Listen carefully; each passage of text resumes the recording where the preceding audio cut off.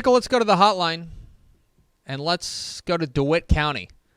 Talk to perhaps the most popular man in DeWitt County these days.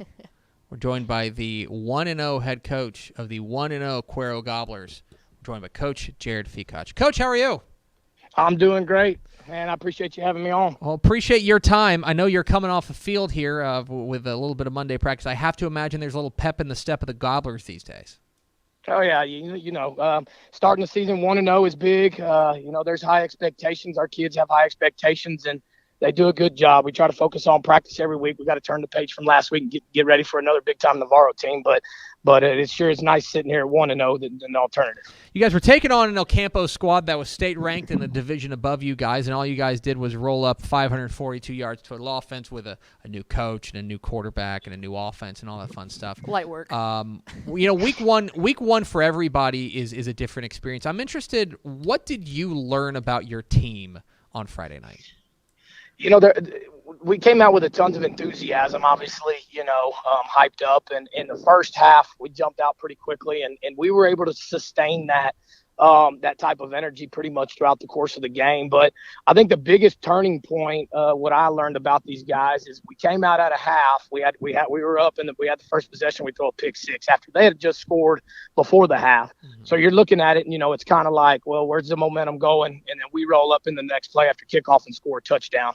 And so it's just, learning these guys in the way they look at adversity and kind of seeing things, and then not going down into the tank. They got tons of confidence in themselves. That's kind of Cuero. That's kind of the way things are. And so it was just neat watching those guys look that in the eye and then just kind of keep pushing. This is you guys are a team that came in, especially, there are questions about quarterback, and yet you guys were able to have a fantastic performance from your quarterback in Mason Nataro, the junior. His first varsity start, but you would have thought he was a 3-year starter out there. What did you see from Mason on Friday night? He was calm. I'm sure he had nerves. Most kids do, playing in that position. I tell them, you're playing the quarterback position in the state of Texas in high school football, which is probably the best in the country. So, you got all the eyes on you, but he handled that tremendously. He's a calm, cool-headed, level-headed kid. He's a film rat. He gets in, he studies, right? He's a hard worker. And so he just was able to control the offense, again, control his emotions. He had that one pick six and then came right back and led the offense tremendously. So super proud of him. He started this stuff back in March and April when I got here, and just learning the offense, and picked it up really well. And so it was neat to see them get out there and, take leadership, and the guys have confidence in him. Talking with Jerod Fikac, the head coach of the Cuero Gobblers here on Texas Football Today. Get involved in the conversation at #TF Today. And Coach, of course, there's also the other side of the ball. The defense stood on its head in this game. I mean, they looked fantastic, holding a very high-powered, star-studded offense there from El Campo to just 165 yards. Was that a surprise to you? Did you think your defense had that in them? No, yes, 100%. I know it was a surprise around the state that, we played the way we did, but, I've got 33 guys in that locker room and coaches that have tons of confidence in each other. They come to work every single day with tons of confidence in each other.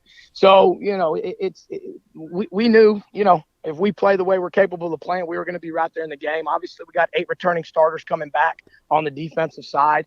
And you've got defensive linemen that do a phenomenal job. And then you got 2 linebackers in Patek and Burks that, man, they roam around, and they're not afraid to be physical. And so, they had a tremendous game plan. Coach Blanc and that defensive side had a tremendous game plan, and the kids went out and executed it to a T. So no surprise when it comes to what they're capable of doing, because the physicality's been here since August 1st when we started this thing, and in just them being where they're supposed to be and getting 11 hats to the ball. And these kids take pride in that.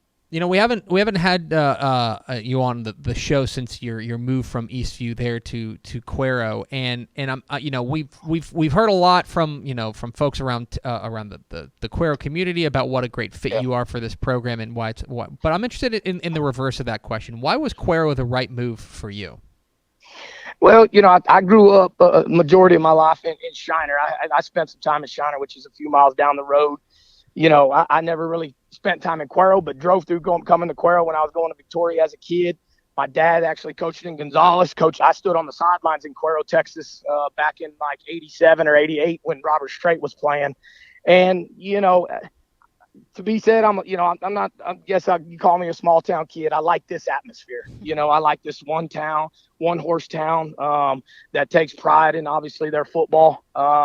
And you got, there's tons of tradition here. I want to put my stamp on it, but you're not going to, the tradition is the tradition. You see the Cuero Gobblers and everybody knows what they're about.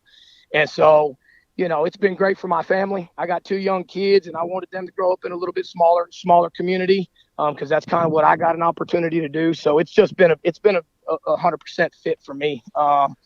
And my family. So my wife's got relatives that her mom actually graduated from high school here.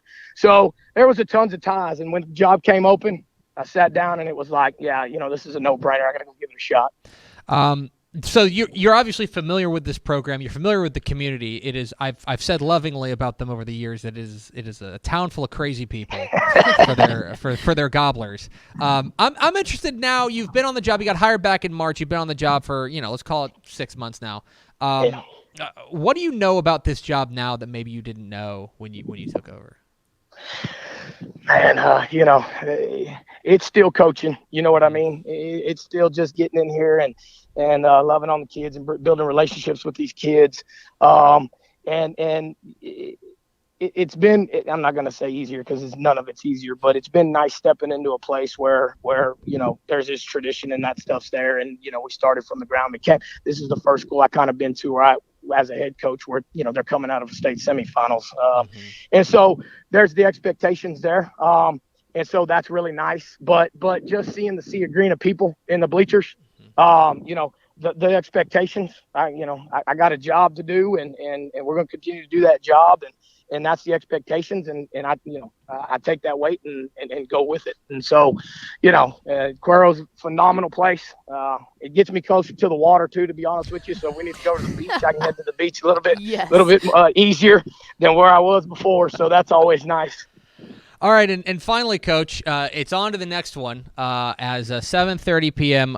Friday night there at beautiful Gobbler Stadium in Cuero. You will welcome in the Navarro Panthers, who took it on the chin last week in a Week 1 loss. I don't want to ask you to give away your game plan, but when you take a look at what you guys are going to be up against on Friday night in the Navarro Panthers, what do you see? Obviously they got the slot T offense and they run it to a T, and so – to stop that type of offense, you got to be where you're supposed to be when you're supposed to be there. And so, for us, it's just focusing us on the little things that we didn't do necessarily great last Friday and getting better at that stuff. But they're going to come in here hungry. There's no doubt about it. Coach Blount does a great job over there. Those coaches do a great job. They've got a ton of tradition too, and they expect to win. And so we're gonna have to put our A game together. There's no doubt about that. But hopefully for us, it's continued growth on both the offense and defensive side of the ball in everything that we do. And so, I think our kids are locked in, ready to go. And so we're gonna get out here and, like you said, at Gobbler Stadium and try to put on a good performance and see what happens. He's Jerod Fikac, the head coach of the 1-0 Cuero Gobblers. See him Friday night there in Cuero as they take on the Geronimo Navarro Panthers. Coach, appreciate your time. Congratulations again on the big win, and go get him Friday night. Thanks, sir. There you go. It's Jerod Fikac, head coach, Cuero Gobblers, join us here at Texas Football Today. Thanks so much for watching that video. If you would like more and to be notified when they come out, go ahead and click that subscribe button right down there. You can also watch Texas Football Today every day live at noon on TexasFootball.com, Facebook, Twitch, and right here on YouTube. For more of the best coverage of Texas football in the Lone Star State, go to TexasFootball.com/subscribe.